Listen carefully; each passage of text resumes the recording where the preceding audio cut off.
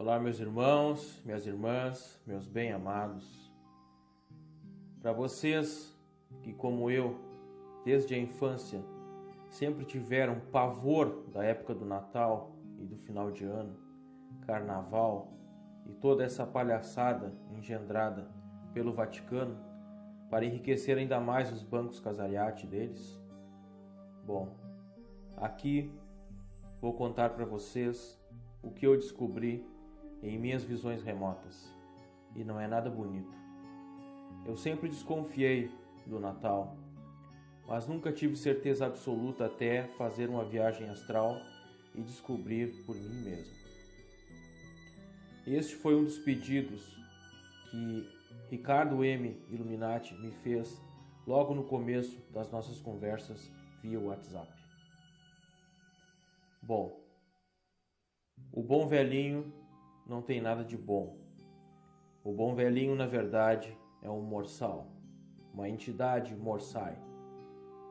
As crianças, até 9 anos, eles pressentem essa energia nociva que foi gerada desde a Idade Média, com o sofrimento das vítimas, que eu vou explicar para vocês, de o que acontecia no Natal. Natal, na verdade, são duas palavras. Naat-al, que significa matem a todos, exterminem todos. As entidades hostis, há milhões de anos atrás, subiam à superfície em corpos físicos monstruosos e drenavam não só a energia vital das pessoas através do sangue delas, mas se alimentavam também da carne. A guirlanda nada mais é do que um círculo feito com os intestinos da pessoa e o seu coração. Eu vou explicar para vocês por que faziam isso, qual a função da guirlanda. As entidades hostis que subiam à superfície, se alimentavam das criaturas, das pessoas, levavam, saqueavam tudo, os bens que eles tinham, o ouro, a prata, os talheres, tudo que as pessoas tinham de algum valor era saqueado pelos reptilianos escravos que trabalhavam para Satna e para os morsais. Mais adiante no vídeo vocês vão ver quais as entidades que frequentavam essa palhaçada do Natal. E são entidades extremamente hostis. Como vocês podem ver, aí está novamente, mais uma vez, o pescador envolvido na palhaçada do Natal. Você pode ver que a soma dos números acaba em 0. O 0 não tem valor na cabala escura. É considerado a morte. E o 1, então, a renascença. No início não existiam cidades, existiam apenas vilas. E eram vilas muito organizadas, em círculo, e toda a distribuição física delas girava em torno de uma avenida central e tudo era movimentado até aquela avenida central. Essas pessoas que viviam nessas vilas, elas viviam particularmente de artesanato, de construção, algumas de criação de animais, mas principalmente de plantação. Eles plantavam trigo, plantavam feijão, plantavam milho, plantavam batatas e viviam praticamente desse comércio, das coisas que eles produziam entre eles mesmos. A moeda que existia era uma moeda de cobre, porque essa era a idade do cobre e do bronze, quando aconteciam esses ataques, principalmente quando eles estavam mais aquecidos ainda. Essas pessoas viviam nessas comunidades felizes e tranquilas, até que os morsais vieram para a Terra. Malakai, os puros sangue reptilianos, os morsais que mandam no Vaticano e os reptilianos que estão direto nos comandos dos governos do mundo. Essa entidade é um Draco puro sangue. Os Draco puro sangue são assim, fortes, musculosos e bastante hostis. Esses são os escravos reptoides. Esses é que entravam na casa das pessoas, saqueavam os que elas tinham e geralmente levavam crianças para escravos sexuais. Estes são os endigos. Estes é que entravam pelas chaminés. Daí a história do Papai Noel entrar pela chaminé. Um dia antes de invadirem as cidades, um mensageiro ia e dizia para a população daquela cidade recolher toda a lenha e deixar na entrada da cidade. Você pode não entender agora, mas vou explicar. Era uma época muito fria, era na Europa, e então as pessoas usavam lareira. As lareiras eram enormes, uma pessoa cabia tranquilamente dentro de uma lareira. Os canos eram muito grandes, e essas lareiras, obviamente, precisavam de chaminés. Então, como as pessoas que não colocavam a guirlanda na porta para oferecer ao dragão a pessoa que foi sacrificada para que fosse gerada a guirlanda e a sua bota com seus pertences, trancavam as portas com trancas muito fortes de madeira ou de ferro. Então, os dragões quebravam as chaminés por onde os endigos e escravos reptoides entravam nas residências, sacrificavam as pessoas e levavam os pertences delas. Estes são os carinhas que entravam pelas chaminés e que geraram a história de que o Papai Noel entra pela chaminé. O sino de Natal. Aqui está, meus irmãos, meus amados, o motivo do sino de Natal. A muitos quilômetros da cidade foi erguida, em todas elas, organizadamente, uma torre onde ficava o sino.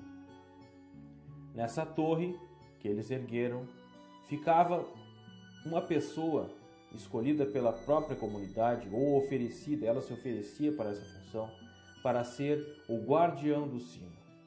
Essa pessoa ficava durante 12 horas de guardiã e uma outra pessoa entrava e ficava mais 12 horas de guardiã para acionar o sino quando avistassem os dragões voando e a Vimana de Satna. A cidade toda fechava todas as portas, as pessoas que sacrificavam algum parente criavam a guirlanda com os intestinos da pessoa e o coração e colocavam na porta da residência. Era uma oferenda para que Satna e o exército de Satna soubessem que ali houve um sacrifício humano em oferenda a ele para que o resto da família fosse poupada. Foi daí que veio a guirlanda que você coloca na porta da sua casa inocentemente hoje. Era uma roda criada com os intestinos e o coração. A bola de Natal é vermelha por quê? Porque as crianças que eram sacrificadas e a pessoa que gerava a guirlanda tinha sua cabeça pendurada num pinheiro. A cabeça que estava em cima sangrava e pingava na cabeça que estava embaixo, gerando então a cor vermelha do sangue. Você pode colocar uma árvore de Natal na sua casa inocentemente, sem saber que ela era o pinheiro com a cabeça das pessoas sacrificadas. Por isso a cor vermelha. As pessoas que não colocavam guirlanda na porta da casa automaticamente estavam dizendo ao exército de Satna que não concordavam com aquela palhaçada e que não iriam sacrificar ninguém da família em troca de nada. Então, essas casas, obviamente, com portas muito reforçadas de ferro e com trancas muito fortes por dentro, eram abandonadas ou eram invadidas pelas entidades que trabalhavam com Satna. A troca de presentes é a mesma coisa. A oferenda de parentes para o exército de Satna gerava a certeza de que eles não seriam invadidos e que mais ninguém da família seria levado. Mas, em compensação, os pertences da pessoa que foi sacrificada, além de sua cabeça ser pendurada na árvore, a sua bota, as suas 2 botas, eram preenchidas com seus pertences particulares, principalmente materiais em cobre ou com algum valor que interessasse ao exército de Satna. Coisas particulares da pessoa, como relógios, correntes, esse tipo de coisa. Também os soldados ofereciam suas armaduras, suas ferramentas, suas armas em troca de suas vidas.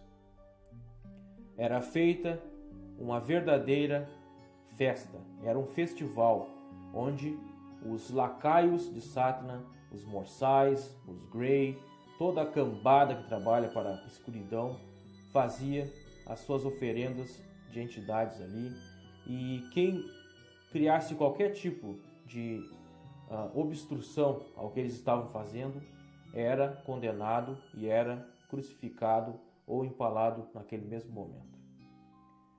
O trenó. Você sabe o que é o trenó? Na verdade, não existia rena alguma.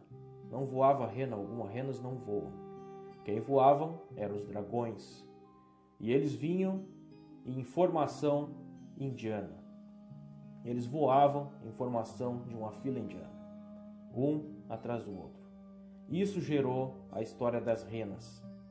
Quando o guardião do sino avistava os dragões voando à distância, ele acionava o sino para avisar a cidade de que os dragões estavam chegando. E se os dragões estavam chegando, atrás deles vinha a Vimana de Satna. Satna não vinha voando como seus escravos.